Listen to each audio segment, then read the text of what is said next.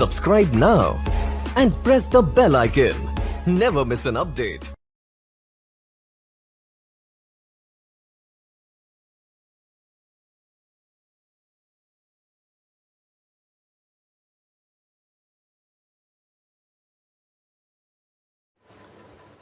नमस्कार दोस्तों, आप सभी का हेमंत ALP यूट्यूब चैनल में बहुत बहुत स्वागत है। दोस्तों, आज का हमारा टॉपिक है प्राचीन भारत के इतिहास में जैन धर्म। इससे पहले हमने बौद्ध धर्म को कवर कर लिया है। जैन धर्म के बारे में हम लोग पढ़ेंगे आज के टॉपिक में। तो जैन धर्म के 24 तीर्थंकर हुए हैं। जैन धर्म में कितने तीर्थंकर हुए हैं? 24। जैन धर्म के प्रथम तीर्थंकर जो थे उनका नाम था ऋषभ देव, जिसे इनको संस्थापक भी कहा जाता है जैन धर्म का। ऋषभ देव के 2 पुत्र थे, जिनका नाम था भरत और दूसरे पुत्र का नाम था गोमटेश्वर। भरत जो नाम है ये जैन मान्यताओं के आधार पर भारत नाम से ही भारतवर्ष हमारे देश का नाम पड़ा है। जैन मान्यताओं के आधार पर भरत नाम से ही भारतवर्ष हमारे देश का नाम पड़ा है। लेकिन हिंदू मान्यताओं के आधार पर, हिंदू मान्यताओं के अनुसार ऐसा माना गया, दुष्यंत और शकुंतला के पुत्र सम्राट भरत जो थे, सम्राट भरत, उनके नाम से हमारे देश भारत का नाम भारतवर्ष पड़ा। ऋषभ देव के दूसरे पुत्र का नाम क्या था? गोमटेश्वर। गोमटेश्वर जो है ये कर्नाटक के श्रवणबेलगोला में इनका एक मूर्ति बना है, जो सबसे बड़ी मूर्ति मानी जाती है पूरे विश्व की। कहा जाता है गोमटेश्वर के बाजुओं में 200 हाथियों का बल यानी शक्ति था, इसलिए इन्हें बाहुबली नाम से भी जाना जाता है। गोमटेश्वर को बाहुबली नाम से भी जाना जाता है।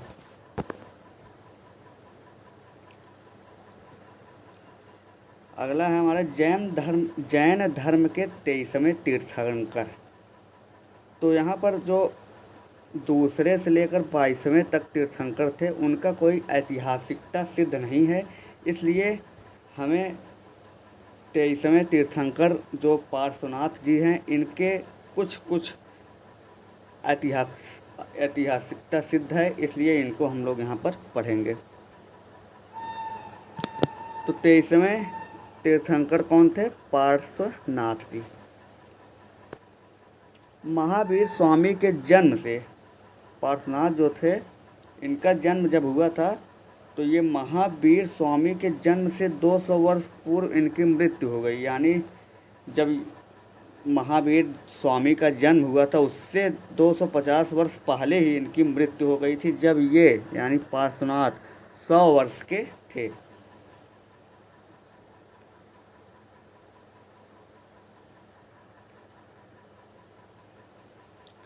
पार्श्वनाथ जी ने 4 महाव्रत दिए, जिसे फॉलो करने के लिए कहा गया जैन धर्म में। पहला महाव्रत है सत्य, यानी कि सत्य बोलना। दूसरा महाव्रत है अहिंसा। दूसरा क्या है? अहिंसा। तीसरा है अस्तेय। अस्तेय का मतलब होता है चोरी ना करना। अस्तेय का मतलब क्या होता है? चोरी ना करना। चौथा है अपरिग्रह। अपरिग्रह का मीनिंग होता है किसी सांसारिक वस्तु को इकट्ठा ना करें, इकट्ठा ना रखें, बल्कि जितना काम रहे उतना ही प्रयोग में उपयोग करें उसका। अब हमारा है जैन धर्म के वास्तविक संस्थापक जो हुए, वो हुए महावीर स्वामी, जो जैन धर्म के 24वें तीर्थंकर या अंतिम तीर्थंकर थे। यानी जैन धर्म के वास्तविक संस्थापक जो थे वो महावीर स्वामी को माना जाता है, जो जैन धर्म के 24वें तीर्थंकर हुए, और यही लास्ट तीर्थंकर भी थे।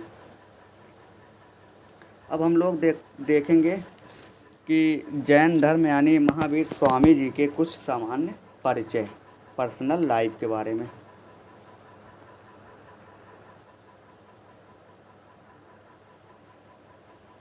महावीर स्वामी जी का जन्म जो हुआ था वो 540 बीसी में वैशाली के कुंडग्राम में हुआ था।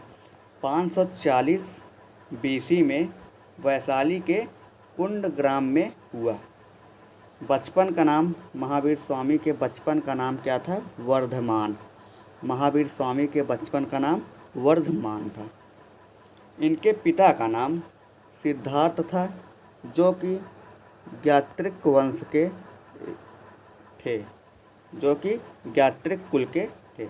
इनकी माता का नाम त्रिशला था। इनकी माता का क्या नाम था? त्रिशला। और इनकी पत्नी जो थी उनका नाम यशोदा था। पत्नी का नाम यशोदा था। महावीर स्वामी के पत्नी का क्या नाम था? यशोदा।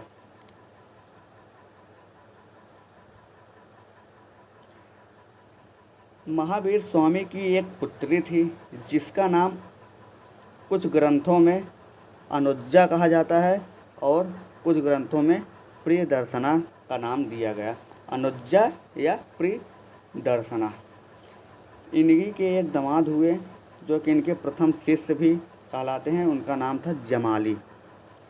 इनके एक दामाद थे जिनका नाम था जमाली, वही इनके प्रथम शिष्य भी माने जाते हैं। जैसे हमने बौद्ध धर्म में पढ़ा कि 29 वर्ष की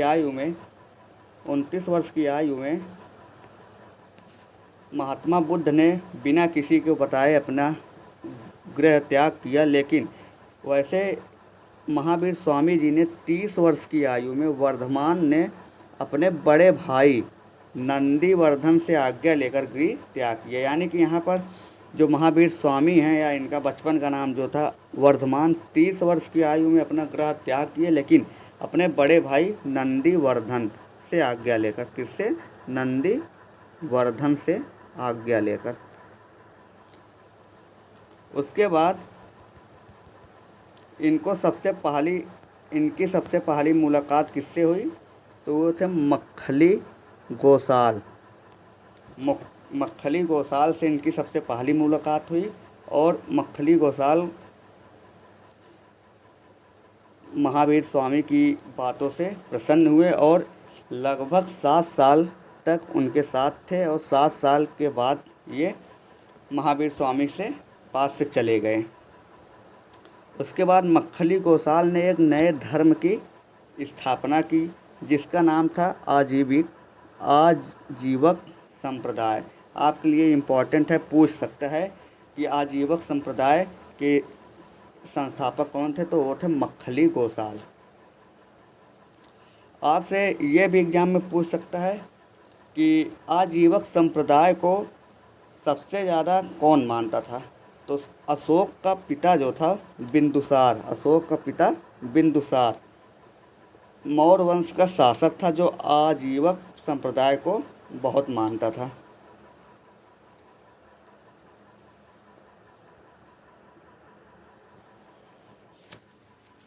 अगला हमारा है 12 वर्षों की तपस्या के बाद। 12 वर्ष की तपस्या के बाद वर्धमान को जुम्भिक ग्राम में ऋजुपालिका नदी के तट पर एक साल के वृक्ष के नीचे महाज्ञान की प्राप्ति हुई। 12 वर्षों की कठिन तपस्या के बाद वर्धमान को जुम्भिक ग्राम, आपको इम्पॉर्टेंट है, जुम्भिक ग्राम में ऋजुपालिका नदी के तट पर एक साल के वृक्ष के नीचे महाज्ञान की प्राप्ति हुई।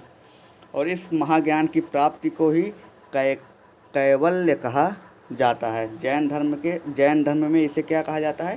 कैवल्य। कैवल्य को ही और नाम से भी जाना जाता है, जिसे केवलिन या निग्रंथ और जैन के नाम पे पड़ा जिन। कैवल्य को क्या क्या कहा जाता है?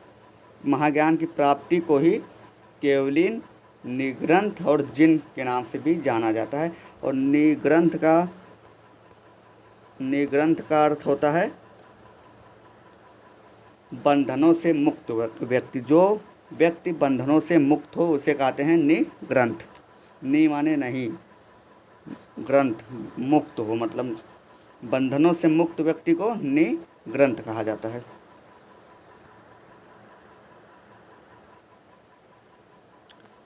इनके प्रथम शिष्य इन्हीं के दामाद जमाली हुए, और प्रथम महिला शिष्य जो थी वो उसका नाम था चंदना।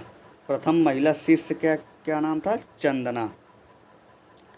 इनके दो प्रसिद्ध अनुयायी थे जिनका नाम था स्थूलभद्र और दूसरे का नाम था भद्रबाहु। दो प्रमुख अनुयायी जिनका नाम स्थूलभद्र और भद्रबाहु थे। प्राचीन काल में जैन धर्म का प्रमुख क्षेत्र मथुरा हुआ करता था। प्राचीन काल में जैन धर्म का प्रमुख क्षेत्र क्या था? मथुरा हुआ करता था।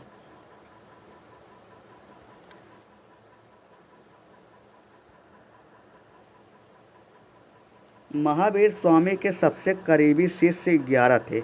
इन 11 शिष्यों को ही 11 गणधर के नाम से भी जाना जाता था।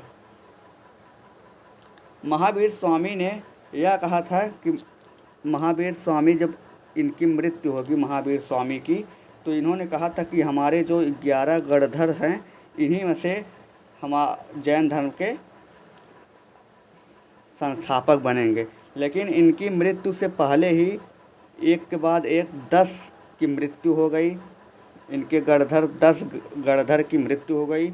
उसके बाद उसमें एक गणधर बचा जिसका नाम था आर्य सुधर्मन, जो कि फर्स्ट जैन संघ का अध्यक्ष बना, यानी पहला जैन धर्म का अध्यक्ष बना। उसके बाद 468 ईसा पूर्व में महावीर स्वामी की मृत्यु पावापुरी में हुई। पावापुरी में हो गई। 468 ईसा पूर्व में महावीर स्वामी जी की मृत्यु पावापुरी में हुई। इसके बाद हमारा होता है प्रथम जैन महासंगीति 300 BC में। प्रथम जैन महासंगीति कब होता है? 300 BC में। कहाँ पर होता है प्रथम जैन महासंगीति? तो पाटलिपुत्र में। शासक कौन था? चंद्रगुप्त मौर्य। किस वंश का? मौर्य वंश का शासक था। इसमें अध्यक्ष जो थे स्थूलभद्र थे। और इसमें काम क्या हुआ? जैन धर्म को 2 भागों में विभाजित किया गया। जैन धर्म 2 भागों में विभाजित हुआ। एक था श्वेतांबर और एक था दिगंबर। एक था श्वेतांबर और एक था दिगंबर। इसके बाद 513 ईसा पूर्व में 513 BC में द्वितीय महासंगीति का आयोजन हुआ, जो कि गुजरात के वल्लभी में आयोजन इसका हुआ। कहाँ पर? गुजरात के वल्लभी में इसका आयोजन किया गया। उस समय द्वितीय महासंगीति का अध्यक्षता जो कर रहे थे वो थे देवरधि क्षमा छमड़ जी। इसके देवरधि क्षमा छमड़ इसकी अध्यक्षता कर रहे थे। इसी महासंगीति के दौरान, द्वितीय महासंगीति के ही दौरान जैन धर्म की शिक्षाओं की लिपिबद्ध किया गया को, मतलब जैन धर्म की शिक्षाओं को लिपिबद्ध कर दिया गया द्वितीय महासंगीति में। और इसमें एक ग्रंथ आया जिसका नाम था आगम ग्रंथ। एक ग्रंथ था जिसका नाम क्या था? आगम। उसके बाद हम लोग अब देख लेते हैं कि श्वेतांबर और दिगंबर।